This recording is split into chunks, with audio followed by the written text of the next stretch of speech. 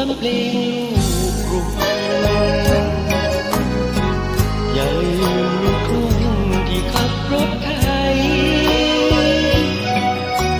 หน้าพี่ดำคล้ำด้วยเหงื่อใครแต่หัวใจไม่ดำเหมือนคนชาวกรุงไอ้หนุ่มรถไถใจคอไม่ดีห่วงแต่แฟนพี่ที่ไปเฟื่องฟูวันเจ้าเพลินเสียลืมป้าลุงกลิ่นน้ำกรุงเสน่ห์เมืองกรุงเลิศลอยไทยไรจนผ่านมันหักอีการ้องทัก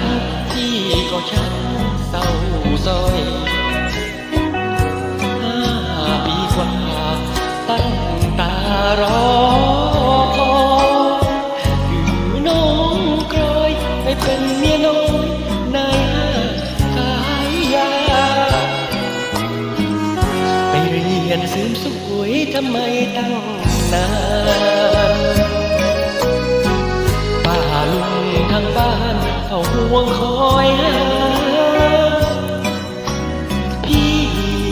นั่งคอยนับวันตั้งตาจนยาคาสูงขึ้นมาท่วมหัวพี่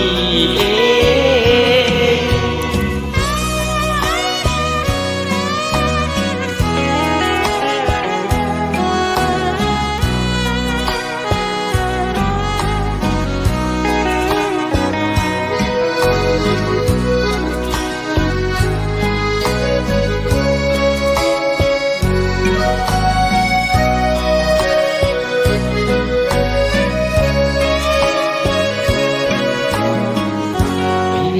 เสริมสวยทำไมตั้ง